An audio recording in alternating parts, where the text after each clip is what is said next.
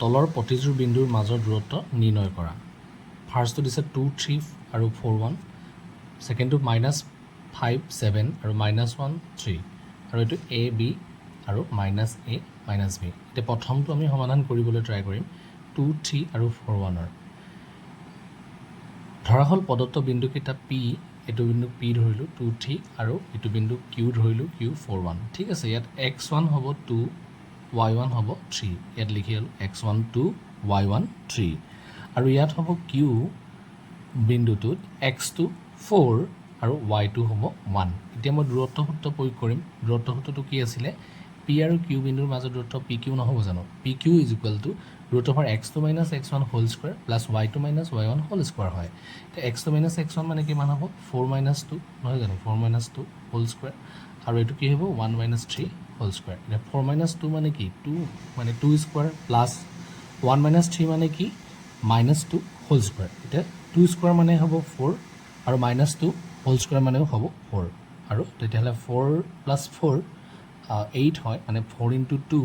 আৰু এই 4 টো কি হ'ব 2 স্কয়াৰ হ'ব নহয় জানো তেতিয়া এই 2 টো ৰুটৰ বাহিৰলৈ আহি 2 ৰুট হ'ব আৰু গতিকে p23 আৰু q41 ৰ মাজৰ দূৰত্ব হ'ব 2 ৰুট একক একেদৰে আমি 2 নম্বৰটো চাওঁ কি আছে -5 7 আৰু -1 3 মই ধৰি লম ৰাহুল প্ৰদত্ত বিন্দু কেইটা p -5 7 আৰু q -1 3 ইয়াত x1 কিমান হ'ব -5 y1 হ'ব 7 x2 কিমান হ'ব -1 আৰু y2 হ'ব 3 এতিয়া মই একেদৰে দূৰত্ব সূত্ৰ প্ৰয়োগ কৰিম p আৰু q বিন্দুৰ মাজৰ দূৰত্ব pq pq = x2 - x1 whole square plus y2 - y1 whole square x2 - x1 বুলি ক'লে হ'ব -1 -5 নহব জানো এটো -1 -5 হোল স্কয়াৰ ঠিক আছে প্লাস y2 মানে 3 minus y1 মানে 7 এটা এইটো মাইনাস মাইনাস কি হৈ যাব প্লাস হৈ যাব ন মাইনাস মাইনাস প্লাস হৈ কিনে হ'বগে -1 + 5 whole square plus -4 whole square এটা -1 + 5 মানে কিমান হ'ব 4 হয় না নহয় 5 - 1 4 4 স্কয়াৰ প্লাস -4 হোল স্কয়াৰ হ'ব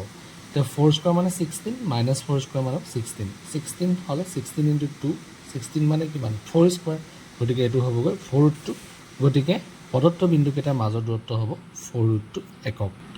এতিয়া হল 3 নম্বৰটোলৈ 3 নম্বৰটোত কি হ'ব ধৰা হল প্ৰদত্ত বিন্দু কেইটা p হ'ব ab আৰু q হ'ব -a -b তে ইয়াত x1 কিমান a y1 কিমান b x2 কিমান -a y2 কিমান -b লিখি ললো ইয়াত দূৰত্ব সূত্ৰ প্ৰয়োগ কৰি আমি পাম pq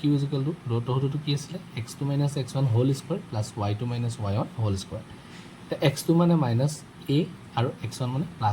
গতিকে -a হোল স্কয়াৰ হ'ব প্লাস y2 মানে -b